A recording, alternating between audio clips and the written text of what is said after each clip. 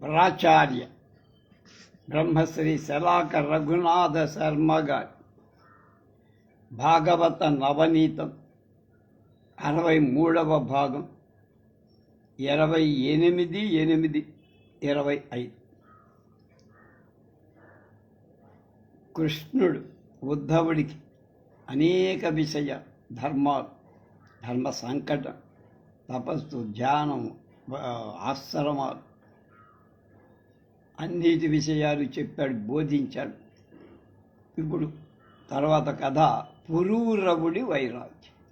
ఉద్ధవా, నా క్షణాలలో నిండిన కాయాన్ని పొంది, నా లక్షణాలు పొందిన కాయాన్ని పొంది నరుడు నా ధర్మాన్ని గట్టిగా నిలదొక్కుకొని తనలోనే ఉన్న ఆనందరూపమైన పరమాత్మ నన్ను చేరుకుంటాడు. మానవుడు ఎవడైనా ఆ స్థితిలో జీవాత్మ, పరమాత్మ అని రెండు భావాలేమీ ఉండవు. జీవుడు పొందే జన్మలన్నీ 3 గుణాల వల్ల ఏర్పడ్డాయి. జ్ఞాననిష్ట ద్వారా జీవుడు ఈ గుణాల సంఖ్యల నుండి విముక్తి పొందుతాడు. మత్సలేని అచ్చపు భక్తితో అంతఃకరణలో ఉన్న ఆనంద స్వరూపుడనైన నాలో మనిషి లీనమవుతాడు. జ్ఞాననిష్ట ద్వారా జీవుడు శాశ్వతంగా బయటపడ. సత్వం మొదలైనవి తత్వాలు గనుక అవి ఉన్నవి కావు, మాయా వాటిని కల్పిస్తున్నాయి. కనుక జ్ఞానం పొందిన తరువాత జీవుడికి జీవభావం అనేది ఉండనే ఉండదు. అప్పుడు గుణాలను అనుభవిస్తున్న గుణ సంబంధం లేదు. ఉద్ధవ, సరైన శీల సంపద లేని వాళ్లతో జత కట్టకూడదు. ఆ సంఘం గుడ్డివాణ్ణి పట్టుకొని పోయే గుడ్డివాడిలా ఘోరమైన నరక కూపంలోకే తోసేస్తుంది. దీనికి సంబంధించిన ఒక పాతదైన ఇతిహాసం ఉంది, చెప్తా విను. వెనకటికి పురూరవుడనే మహాచక్రవర్తి ఉండేవాడు. ఇలా అతని కొడుకు, ఇలాదేవి కొడుకు గొప్ప వివేక సంపద ఉన్నవాడు. అతనికి ఒక మారు దేవకాంత అయిన ఊర్వశితో సంబంధం కలిగింది. ఆమెతో చాలా ఏళ్ళు కాపురం చేసి హఠాత్తుగా ఆమె అతన్ని విడిచి వెళ్ళిపోయింది. అతనికి భరింపరాని దుఃఖం కలిగింది. అది క్రమంగా వైరాగ్యానికి దారితీసి ఆ సందర్భంలో అతడి ముఖం నుండి ఒక గాథ విచ్చింది. వివరాలు ఇలా ఉన్నాయి. ఊరస్పసి పురూరవుణ్ణి వదలి పరిగెత్తసాగింది. పురూరుడు పిచ్చెక్కిపోయి ఒంటి మీద గుడ్డ లేదనే సంగతి కూడా గుర్తించకుండా ఆమె వెంట పడ్డాడు. ఆగు, వెళ్లకు అంటూ దుఃఖంతో గుండెలు బాదుకుంటూ పరిగెత్తారు. చలం దీని మీద చక్కని డ్రామా రాశారు. అతనితో పాటు ఆలోచన తరంగాలు కూడా అలాగే కదలసాయి. అయ్యో, నేనెంత మూర్ఖుని! హద్దు పద్దు లేని కామం నందొక పశువుని చేసి వేసి ఒళ్ళు తెలియక ఎన్నేళ్లు నా ఆయుస్సులో గడిచిపోయాయి. ఊర్వశి నన్ను నిలువు దోపిడీ చేసి వదిలి ఆమె చేతిలో నేను కీలు బొమ్మనై. నా చక్రవర్తిత్వం, నా వివేకం సర్వం నాశనమైపోయాయి. లోకంలో చూస్తూ ఉంటాం, ఒక మగగాడిద ఆడుగాడిద వెంట పడు, ఆడుగాడిద మగగాడిద మొగం పగిలే విధంగా వెనక్కాళ్లతో తంతూ ఉండు. అయినా దానికి బుద్ధి రాదు. నా పని కూడా అలానే అయిపోయి. నా వివేకం, పరాక్రమం, నా అధికారం అన్నీ మంట గలిసిపోయి. కిం విద్యయా, కిం తపసా, కిం త్యాగేన శృతేన, కిం వివిక్తేన మౌనేన స్త్రీభీర్యశ్చ మనోహృతం. ఆడవాళ్ల చేతులారా అప్పనంగా దోచిపెట్టుకొన్న అంతరంగం కొనిపోయిన నా వంటి వాడికి తపస్సెందుకు, శాస్త్రాభ్యాసం ఎందుకు, ధ్యానం ఎందుకు? కామపిశాచం కోరలలో చిక్కుకొని ఉన్నదంతా ఊడ్చిపెట్టుకుపోయిన నా వంటి వాడి ఇప్పుడు ఆ భగవంతుడే దిక్కు. ఆత్మారాముడు, ఇంద్రియాతీతుడు, అయిన పరమాత్మ తప్ప నన్ను ఉద్ధరించేవాడు లేడు. ఊర్వశీదేవి కొన్ని వైదిక సూక్తాలను నాకు ఉపదేశించి, కానీ అవి నా తలకెక్క. దీన్ని బట్టి నాకు అర్థమైందేమిటి? తప్పంతా నాది. నిలువెల్లా మలినమే అయిన శరీరాన్ని కుళ్ళు గుంటలో పడి పొరలే పురుగులాగా నమ్ముకొని సర్వనాశనం చేసుకున్నాను. తస్మాత్ సంగోన కర్తవ్య స్త్రీషు స్త్రైణేషు చేంద్రియై విదుషాంచాప్య విశ్రబ్ధ షడ్వర్గ కిము మాదృశం. మహావిద్వాంసులైన మనస్సుతో పాటు 6 అయిన ఇంద్రియాలతో తగలం పెట్టుకుంటే, అంటే బంధం పెట్టుకుంటే రౌరవాది మహానరకాలకు చేత. ఇక సామాన్యమైన నాలాంటి వాడి సంకటి చెప్పాలా? ఉద్ధవా, పూర్వపుణ్య విశేషం వల్ల పూర్వూరవుడికి ఊర్వశి విరహ దుఃఖం వివేకం పుట్టించి అతడు సర్వసంగ పరిత్యాగం చేసి తన మనస్సును నా మీద లగ్నం చేసి నన్ను ఉపాసించాడు. ఆ ఉపాసన ఫలంగా దేహం మీద ఆత్మాభిమానం అతనిలో పూర్తిగా పోయి ఆత్మస్వరూపుడైన నన్ను అతడు తన హృదయ మందిరం నిలుపుకొని నా సాక్షాత్కారం పొంది ముక్తి పొందాడు. కాబట్టి శ్రేయస్సు పొందగోరేవా దుష్టుల సాంగత్యం వదలాలి, సజ్జన సాంగత్యం తీసుకోవాలి. ఎవరి చిత్తాలు రాగాదులతో కలుషితము కావు వాళ్ళని సత్పురుషులంట.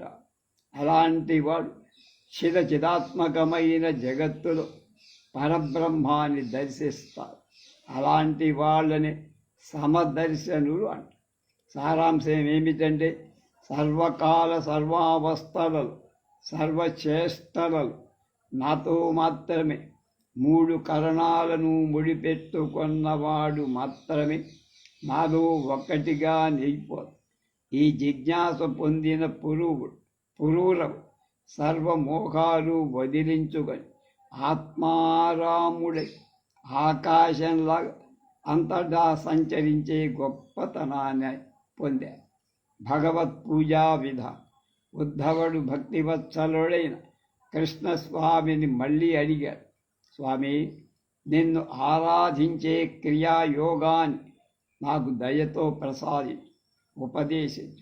ఇది అనాదిగా నీ నుండి నారదాదులు వచ్చినట్టుగా నేను తెలుసుకున్నా. దీని విషయంలో మానవ సమాజంలో వీళ్ళు యోగ్యులు, వీళ్ళు కానివారు అని అడ్డగోడ బైఫర్కేషన్ లేదు. శ్రీకృష్ణ భగవాన్ ఆనందంతో ఇలా చెప్పారు, ఉద్ధవ, పూజా పద్ధతులు ప్రధానంగా 3: వైదికం, తాంత్రికం, మిశ్రితం. ఏ వ్యక్తికి ఏ పద్ధతి కావాలనుకుంటే వాడికి అర్హత ఏమిటో చూసుకొని దాన్ని ఎన్నుకోవాలి. విధానాలు సూత్రప్రాయంగా చెబుతా. పురుషుడు శాస్త్ర విధానాన్ని బట్టి ఉపనయనం మొదలైన సంస్కారాలు పొందాలి. 2, నన్నే గురువుగా భావించాలి, లేదా గురువును నన్నే దర్శించాలి. పూజకు ప్రతిమ, వేదిక, అగ్ని, సూర్యుడు, నీరు, హృదయం, జ్ఞాన సంపన్నుడైన వ్యక్తి అనే వాటితో అన్నింటినీ కానీ ఒక్కదాని కానీ పట్టుకోవచ్చు. 3, శాస్త్రీయ విధానాలు అనుసరించి స్నానాదులు ఆచరించాలి. 4, సంధ్యావందనాది నిత్య కర్మలను సంప్రదాయాన్ని బట్టి చేసుకోవాలి. 5, పూజా ప్రతిమ రాతితో కానీ, చెక్కతో కానీ, మట్టితో కానీ, చిత్తల పటంతో కానీ ఏర్పాటు చేసుకో. ఆ ప్రతిమ ఇష్టదైవానికి సంబంధించిందిగా ఉండాలి. ప్రతిమలో 2 రకాలు, ఒకటి తాత్కాలికం, 2 శాశ్వతం. వినాయక చవితి నాడు కొనే మట్టి గణపతి వంటివి తాత్కాలిక. దేవాలయాదుల్లో ఎప్పటికీ అర్చించుకునే దైవ విగ్రహాలు శాశ్వతం. వీటిలో తాత్కాలికమైన వాటి ఆవాహన, విసర్జన ఉంటే ఆ పూజ పొంగితే అయిపోయినట్టు. శాశ్వతమైన వాటికి ఉండవు.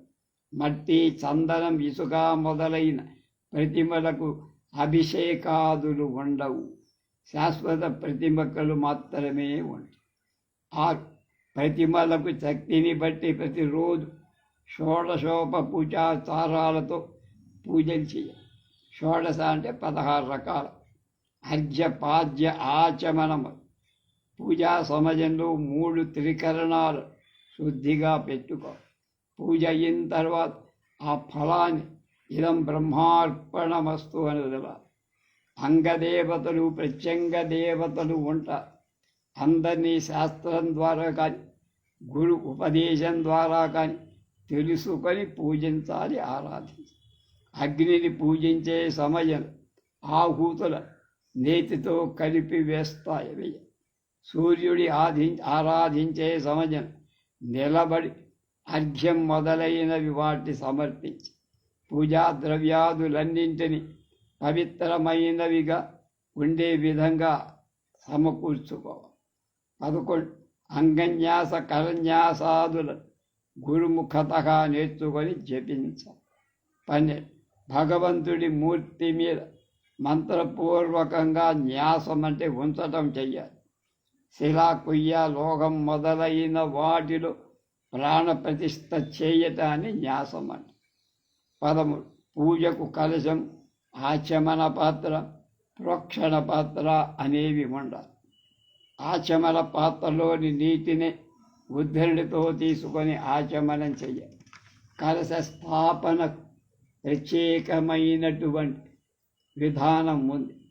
ఆ విధానంలో కలశాన్ని అర్చించి దానిలోకి మంత్రపూతమైనటువంటి జలాలతో ప్రోక్షణ చేయాలి.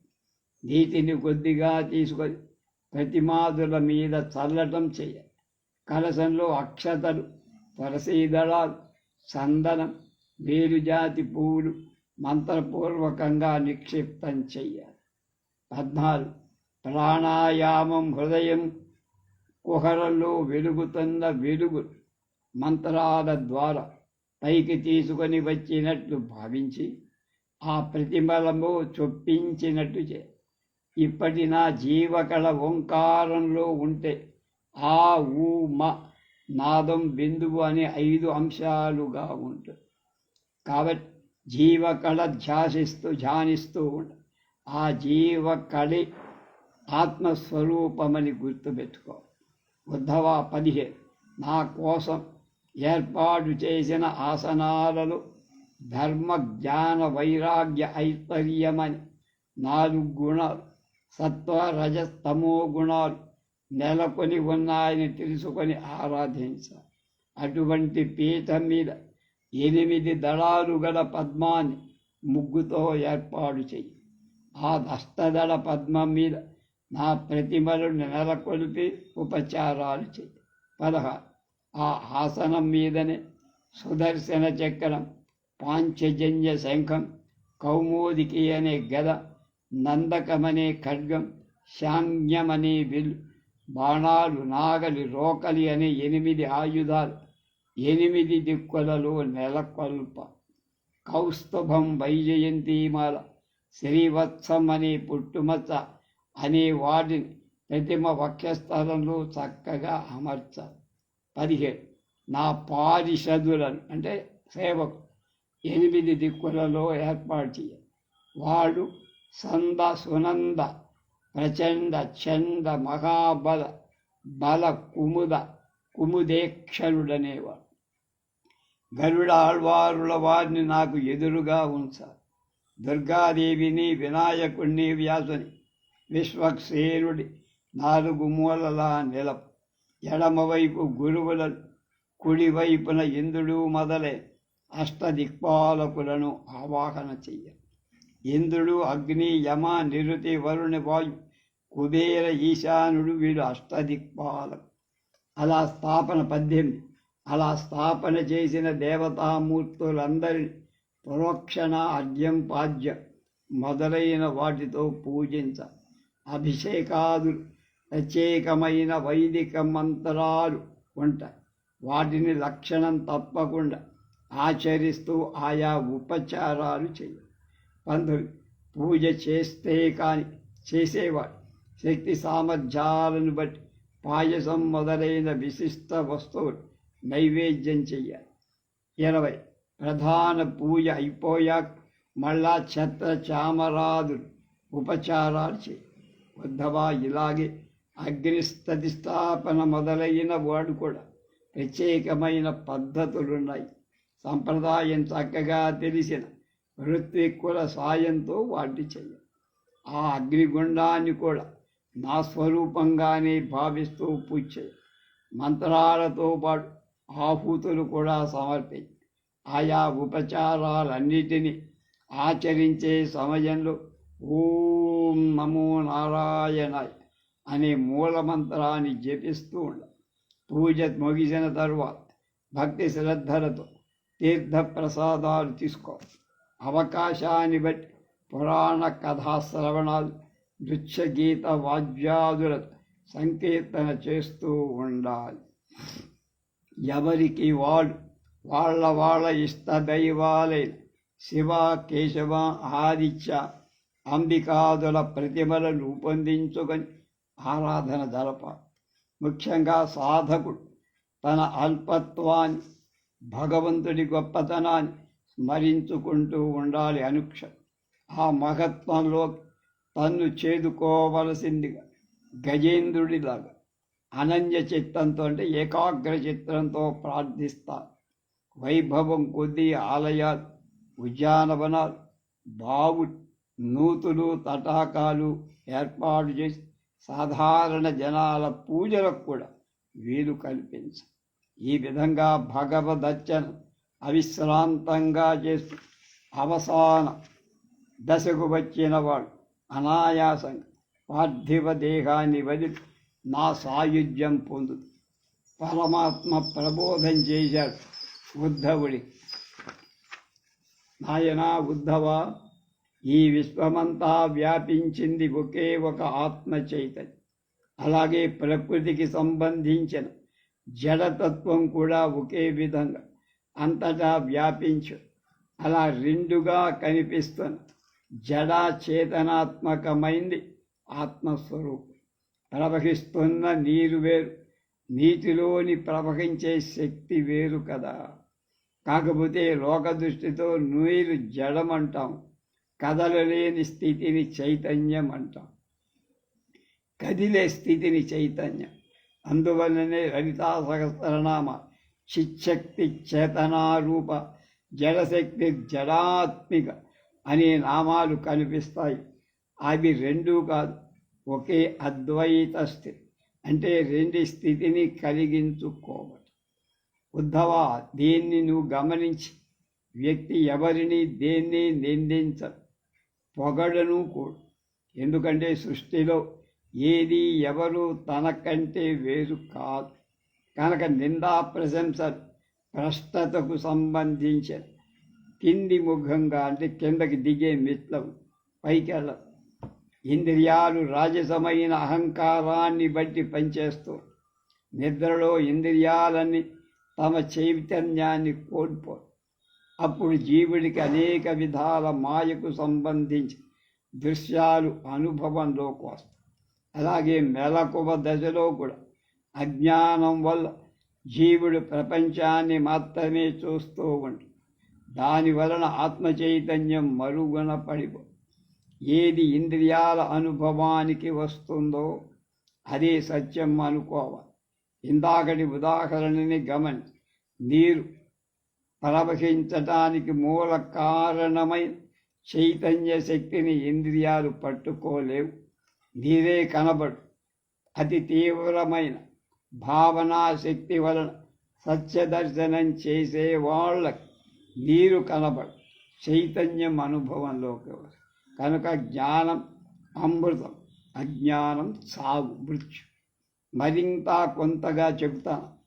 ఒక వస్తువుకు సంబంధించిన నీడ ఉంది, ఒక వస్తువు మరొక వస్తువులాగా తోచటం ఉంది, అద్దంలో కనబడే ప్రతిబింబం ఉంది.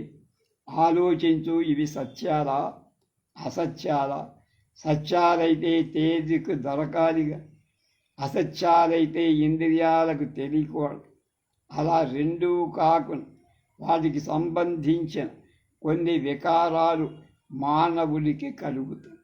నీడను చూసి భయపడటం, ఇది కాని దానిని అది అని అనుకోవడం, ఇది కాంది అది అనుకోవడం, కంపం, రోమాంచనం, గాద్గల్యం మొదలైన వికారాలు పొందటం, ప్రతిబింబాన్ని చూసి దానిలో నేను నాది అనే భావాలు పొందటం జరుగుతుంది.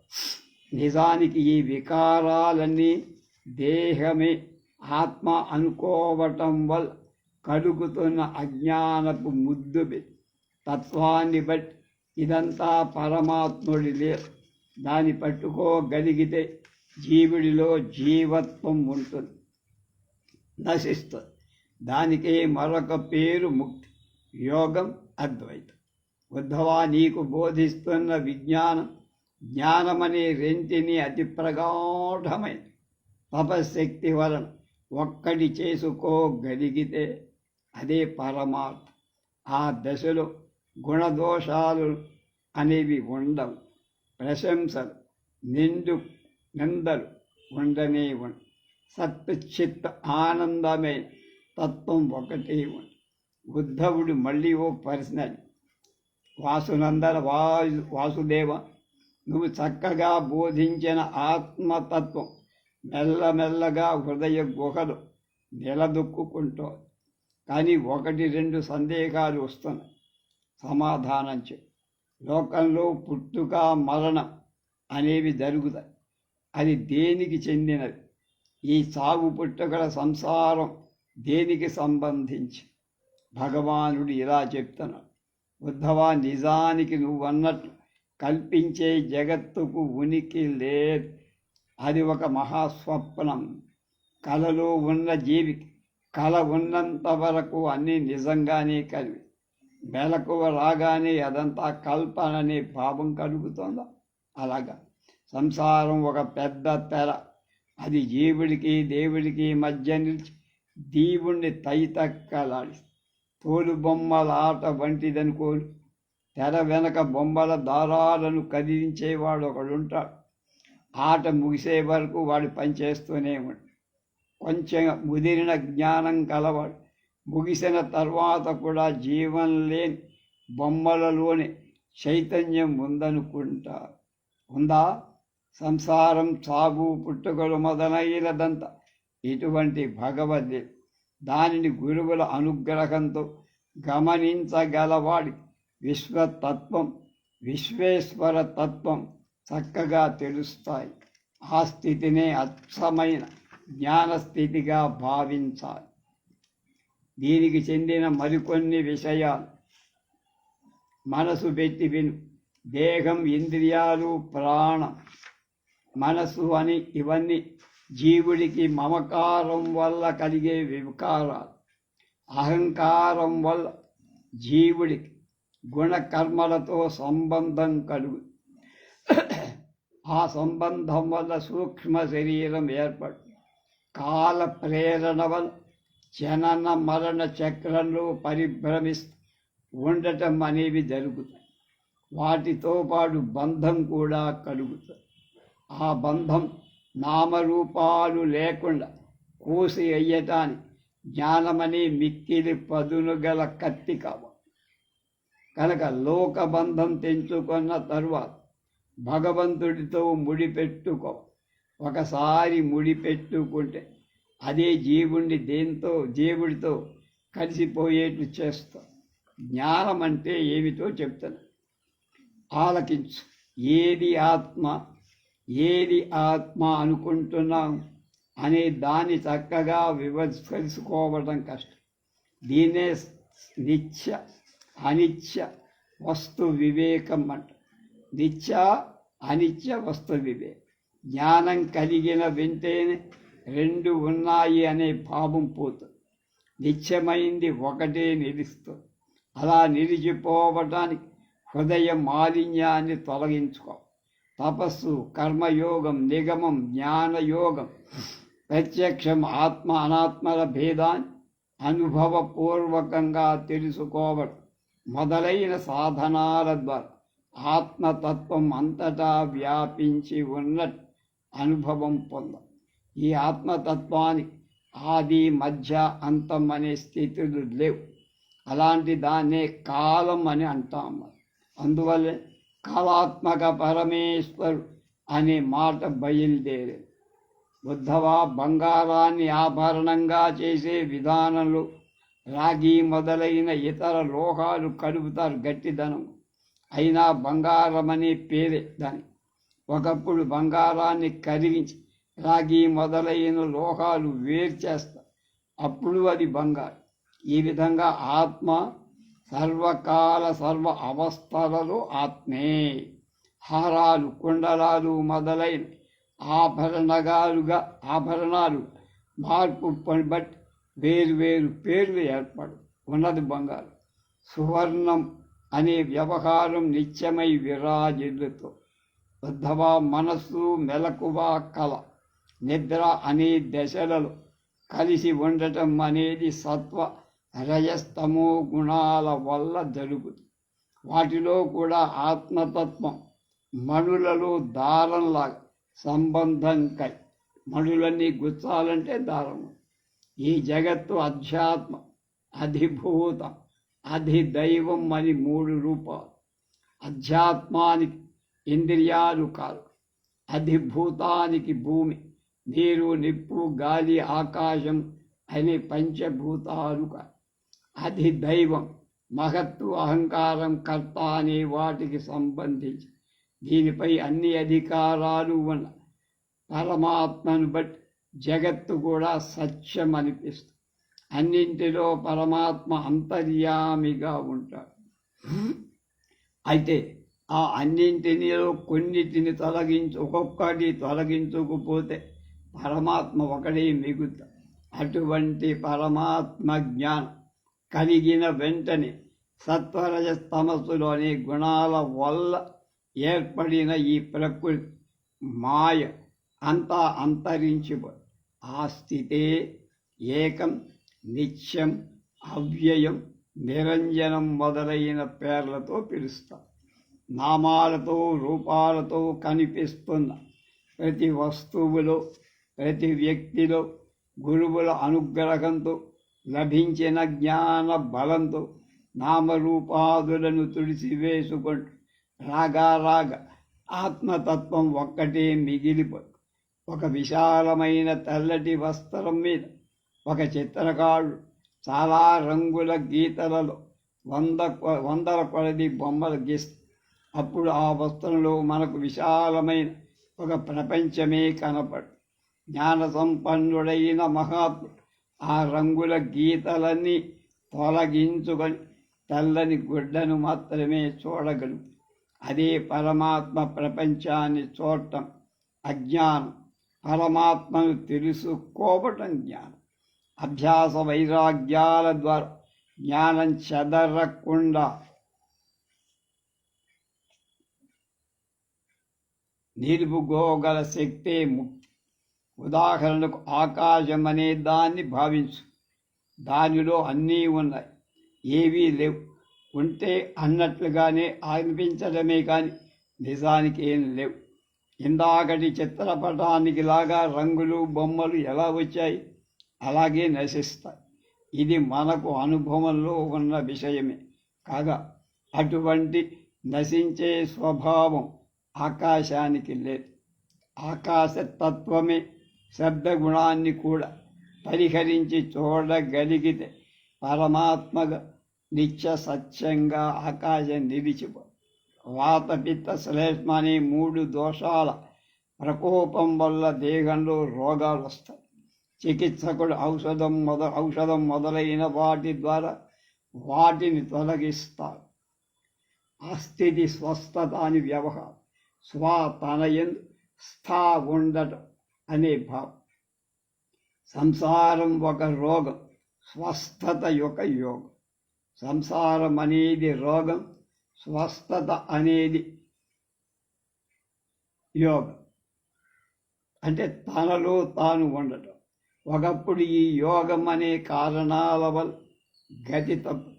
అప్పుడు సాధకుడు తన సర్వభారాన్ని పరమాత్మ మీదే ఉంచి స్వస్థుడు కావు. అలా స్వస్థతను సాధించి నిలకడగా ఉంచుకోగలటానికి కర్మబంధాలు ఉండవు. అతని అన్ని కదలిక భగవత్ చైతన్య స్వరూపాలే అవుతాయి. ఈ ఆత్మ తనంత తాను వెలుగు ఉండే దాన్ని తెలుసుకోవటానికి లౌకికపరమైన ఏ ప్రమాణాలు పనికిరావు. అది వాక్కులకు భావనకు కూడా అందదు. ఒక్కొక్కప్పుడు యోగ సాధనకు విఘ్నాలు కలిగించే కామ క్రోధం మొదలైన లోపలి శత్రువులు విజృంభిస్తాయి. వాటిని నామ సంకీర్తనల ద్వారా రూపుమాపుకోవాలి. మహాపురుషులను ఆశ్రయించాలి. అన్నిటికంటే అతి ముఖ్యమైన విషయం కోరికలు చంపుకో. దానివల్ల భగవద్ ఐక్యం తప్పనిసరిగా లభిస్తుంది. తర్వాత రేపు కృష్ణుడు చెప్పిన భాగవత ధర్మాలు ఏమిటి వాటి గురించి తెలుసుకుందాం.